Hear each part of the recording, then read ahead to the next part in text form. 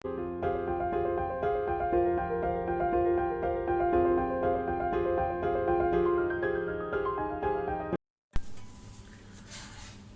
Morning friends. आज हम एक वेरी इम्पॉर्टेंट टॉपिक पे बात करेंगे, डायबिटीज़ एंड प्री डायबिटीज़ के बारे, जो कि बहुत ही कॉमन डिजीज़ हो गई आजकल। इवन यंग लड़कों में भी ये स्टार्ट हो गई है अभी।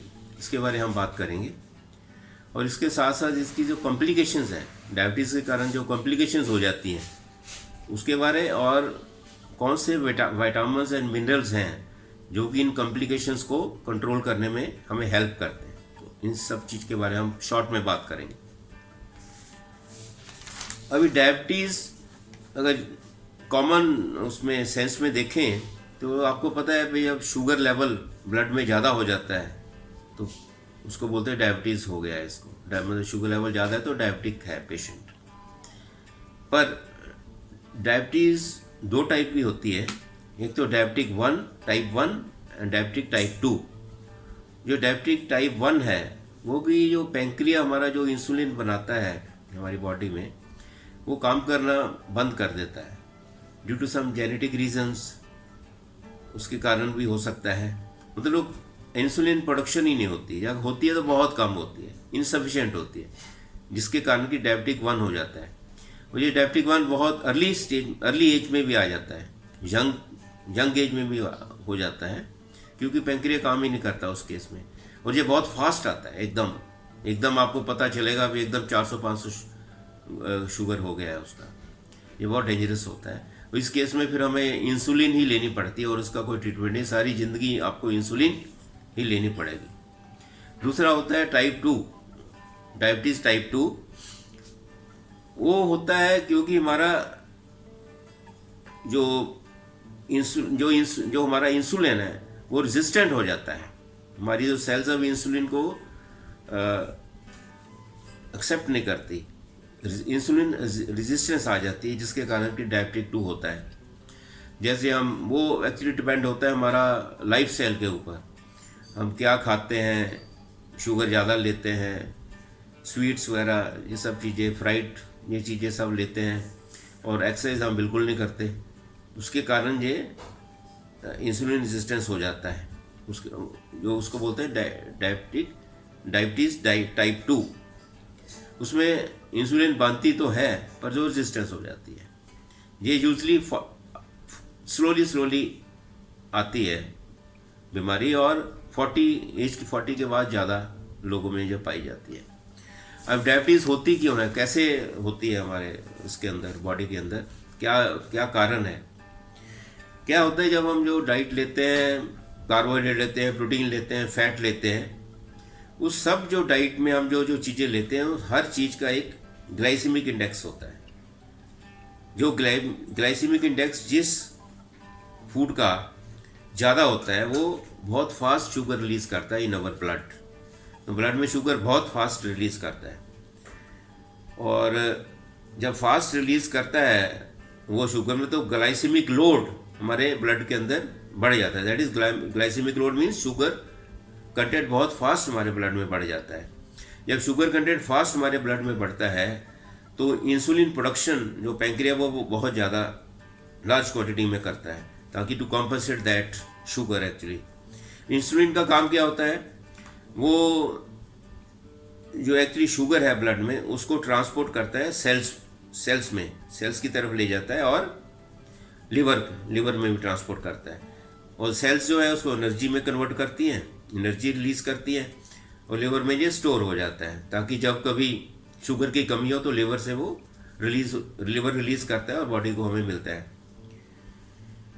अभी यह इंसुलिन ज़्यादा रिलीज होती है ड्यू टू ग्लाइसेमिक लोड, जो शुगर का बढ़ जाता है ब्लड में, तो फिर वो क्या होता है, धीरे धीरे फिर इंसुलिन रेजिस्टेंस आ जाता है, सेल्स उसको एक्सेप्ट नहीं करती। That is called insulin resistance. ये मेजर कारण है हमारा डायबिटिक 2 का होने का, जो कि स्लोली आती है, मैं जैसे आपको बताया मैंने। अभी इस डायबिटीज़ की कारण कॉम्प्लिकेशंस क्या हो जाती हैं? नंबर 1 कॉम्प्लिकेशन ये हो जाते हैं, किडनी फेलियर हो सकता है उसमें, ये मेजर है इसमें। Number 2 retinopathy.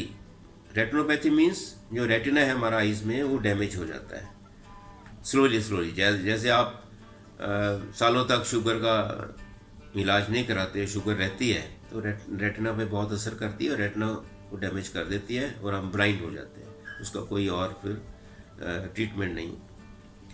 हार्ट के लिए प्रॉब्लम करता है ये, कोलेस्ट्रॉल बढ़ जाता है, ट्राइग्लिसराइड बढ़ जाता है, उसके कारण स्ट्रोक हो जाता है, बीपी बढ़ जाता है। देन फैटी लिवर डिजीज़ हो जाता है। अभी लिवर में जब शुगर ज़्यादा स्टोर हो जाएगी तो शुगर वो कन्वर्ट हो जाती है फैट में कन्वर्ट होने से लिवर फैटी हो जाता है, जो कि बहुत डेंजरस है, फिर लिवर प्रॉपर काम नहीं करता। तो ये जो 3 मेन फंक्शन ड्रग्स के वो कॉम्प्लिकेशंस हैं वो आती हैं शुगर के कारण। अभी कौन कौन से विटामिन्स और मिनरल्स हैं जो कि इन कॉम्प्लिकेशंस को कंट्रोल करते हैं, बिल्कुल तो नहीं इसको ठीक करते हैं, बस कंट्रोल करके रखते हैं। वो है number 1 vitamin A. It helps in controlling the retinopathy, that is जो डैमेज हो जाता है रेटिना उसको जल्दी नहीं डैमेज होने देता, उसको कंट्रोल करके रखता है, ताकि अगर रेटिना ये 2 साल में डैमेज होना तो इसको आगे बढ़ा देता है, 3 4 5 साल तक ले जाता है। अगर विटामिन ई आप लेते रहते हैं, विटामिन ई की कमी नहीं होती, तो रेटिनोपैथी को ये कंट्रोल करता है। नंबर 2 है vitamin D. It helps in preventing the damaging of the pancreatic cells. जो पैंक्रियास की जो सेल्स होती हैं उसको डैमेज होने से ये बचाता है। जैसे टाइप 1 जो डायबिटीज़ है उसमें पैंक्रियाटिक सेल्स जो डैमेज हो जाती है, ताकि वो इंसुलिन प्रोड्यूस ही नहीं करती due to some genetic reason, जैसे मैंने आपको पहले ही बोला है, उस केस में ये हेल्प करता है। Then vitamin B1। It helps in maintaining the blood sugar. यह जो ब्लड में शुगर है उसको मेंटेन करने में हेल्प करता है टू सम एक्सटेंट, मुझे लो तो उसका फ़ायदा ही होता है। Then vitamin E. It improves insulin release through pancreas by increasing the activity of pancreas. जैसे मैंने बोला भाई एक्टिविटी पैंक्रिया की कम हो जाती है, बहुत कम इंसुलिन रिलीज करता है in case of type 1 diabetes, तो उस केस में ये उसमें हेल्प करता है, उसको इंक्रीज करता है पैंक्रियाटिक एक्टिविटी को, ताकि इंसुलिन ज़्यादा रिलीज हो। Then vitamin B12। It also treats diabetes which lead to the neuropathy. एक तो न्यूरोपैथी में क्या होता है, जो हमारी नर्व्स हैं, ये नर्व्स डिजीज़ है, नर्व्स जो है उसमें नंबनेस आ जाता है, ब्रेन में भी नंबनेस आ जाता है, नर्वस सिस्टम में जो इफेक्ट करती है न्यूरोपैथी ड्यू टू डायबिटीज़ में नर्वस सिस्टम भी इफेक्ट हो जाता है। उस केस में ये B12 काफ़ी अच्छा काम करता है और न्यूरोपैथी को थोड़ा डिले करता है और कंट्रोल करके रखता है। अभी उसके बाद एक अल्फा लिपोइक एसिड होता है। It treats diabetes neuropathy. It also helps in treating the diabetic neuropathy. Then magnesium minerals में मैग्नीशियम बहुत इंपॉर्टेंट मिनरल है। It helps in correcting the insulin glucose mechanism. Insulin glucose mechanism जो है, जो कि बहुत लेंथी होता है, उसमें कई तरह के एंजाइम्स वगैरह आते हैं, उसको मैं डिटेल में नहीं यहाँ डिस्कस कर रहा, कई तरह के एंजाइम्स उसमें इन्वॉल्व होते हैं। अगर वो इनकरेक्ट हो जाए, उसमें कुछ कमी आ जाए, तो उसको करेक्ट करता है, ताकि इंसुलिन आपका ग्लूकोज या प्रॉपर सेल्स तक जा सके। क्रोमियम जो है, जो हार्ट मसल्स है हमारी, उसको कंट्रैक्शन के लिए हेल्प करता है, तभी आपका जो है वो जो हार्ट बीट है वो प्रॉपर रहे, कम ज़्यादा ना हो, उसको कंट्रैक्शन में हेल्प करते हैं।